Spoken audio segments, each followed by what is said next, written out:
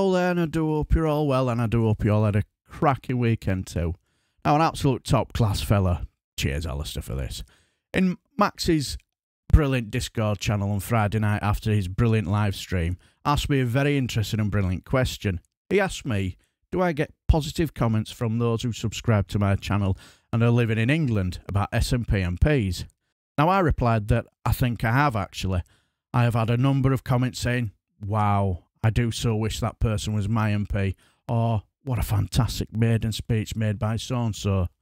Also, another top-class bloke, Akismad, love Akismad, I think it's brilliant, said maybe you should slip the question in a video if you're daring.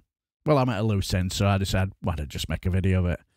Now, I remember watching Angus Brendan McNeil tear a strip off Anne-Marie Trevelyan in International Trade Committee meetings, then tying Dizzy Lizzie Truss into all sorts of funny shapes, which, let's be honest, it's not hard with our Liz Truss, is it? Also making a fool out of our present Minister for Trade, Kemi Badenoch, and also ridiculing our Boris Johnson about imperial measurements in the Bodge's final liaison committee meeting, as his government was collapsing around him and making every member of this extreme Brexit Tory government look like utter prize chomps.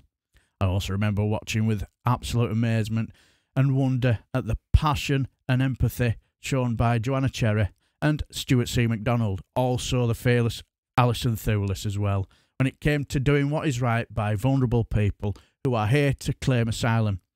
I marvel at both Joanna Cherry and Stuart C. MacDonald in the Home Affairs Select Committee meetings, where they both made not just Priti Patel and Suella Braverman look like utter clowns. Also did the same to that complete bell-tap Tom Pursglove as well. And I cannot forget Alison Thewlis, because especially when she tore a right strip of not just out of our Jonathan Gurnan Gullis, but also our ridiculous Suella Braverman on the same day after the deaths of those who drowned in one of the busiest shipping lanes in the world, because there are no safe and legal routes for them to come here to claim asylum. Now, did her fearless defence of these people who are being, let's be honest, used as political pawns just to get rampant racists frothing at the mouth just for the pursuit of votes, did she speak for you? Now, believe me, I thought she was absolutely amazing, to a point where she got my heart pumping with pride and restored my faith in humanity, because to me, I have a workable and efficient asylum system. Compassion and empathy is key for me and should be the first thing on the list. Well, that's what I think anyway. Maybe the pride and passion of Mary Black gets your chest pumping if you're somebody from south of the border. Her maiden speech is stuff of legends, isn't it? Her passion to do what is right and what is best for her constituents just oozes out of her, and I will be absolutely amazed if she doesn't become a future leader of the SNP and also First Minister, because I cannot see a Labour Party, and definitely not an extreme Brexit Tory party, becoming main parties in Scotland anytime soon, if ever. Or how about Pete Wishart, especially when he held our Bodge's feet to the fire about Pattergate and his part in it in his second-to-last Liaison Select Committee meeting, and basically saying that the Bodge is basically toast. Also when he made our new Prime Minister, Rishi Sunak, look incredibly uncomfortable about where do the SNP go now after the court case about another Scottish referendum.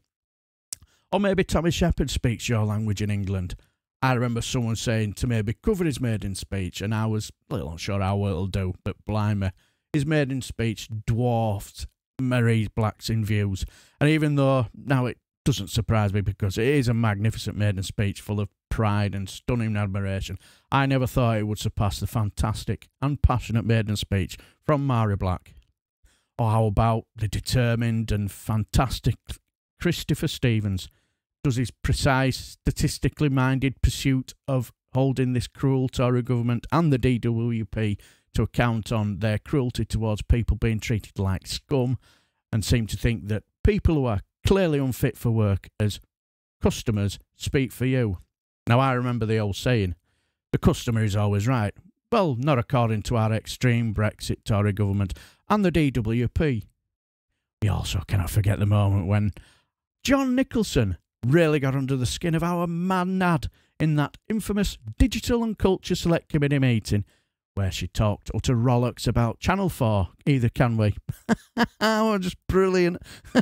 There's also the brilliant Brendan O'Hara, who dissected this vile government's handling of the Michelle Mone scandal, COVID, and the VIP lanes for Tory donors. And let's be honest, this disgusting episode of this Tory government should never, ever be forgotten or ever be allowed to be just swept under the carpet and forgotten about. Or how about Gavin Newlands? Do you like the cut of his jib? I still remember him and Mick Lynch proper getting right under the skin of Hugh Merriman in a Transport Select Committee meeting, you know, where the rail union said that when it comes to striking and dealing with governments, the difference between the Scottish government and this extreme Brexit Tory government were a million miles apart. Also, we cannot forget about the former leader of Ian Blackford. Definitely can't, can we? I love the fact that he just knew how to handle our budget PMQs, didn't he? Treated him like the liar that he is and unserious person. I also remember his fantastic speech on Opposition Day about Scottish Referendum.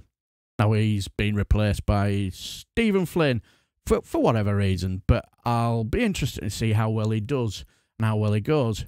But from what I've seen, I get the feeling he'll take to the role like duck to water.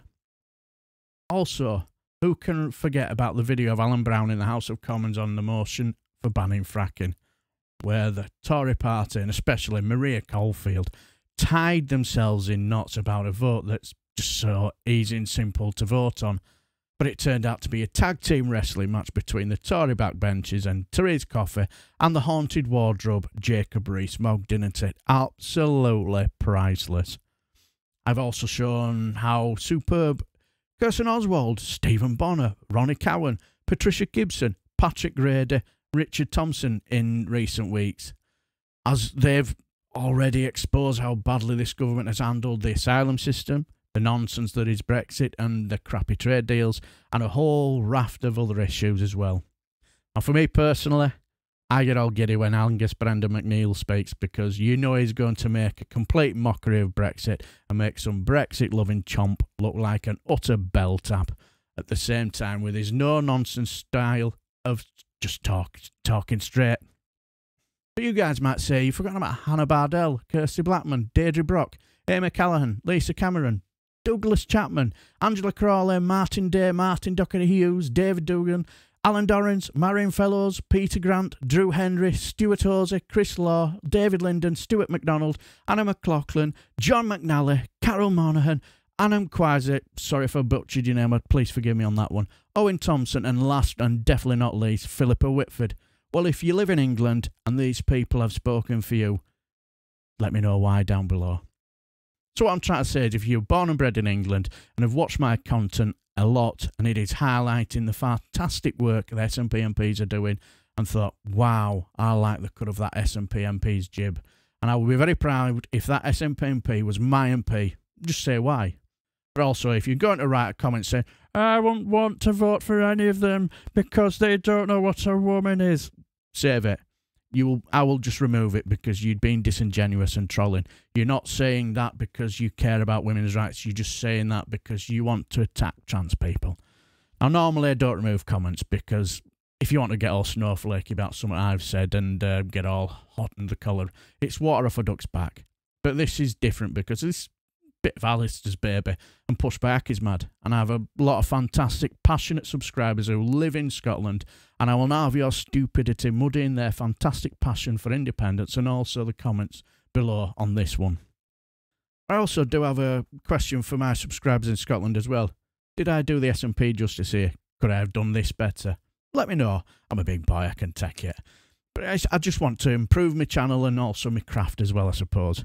I also hope you guys in Scotland watch this video with pride, and maybe you're tearing out saying, that's my MP. Or maybe not tearing out, gone a bit far, but anyway, you know what I mean.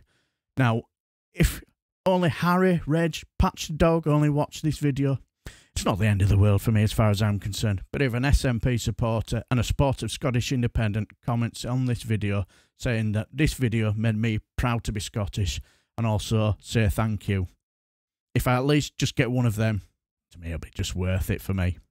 But anyway, I shall leave the video here, and I shall bid you farewell and take care, my friends.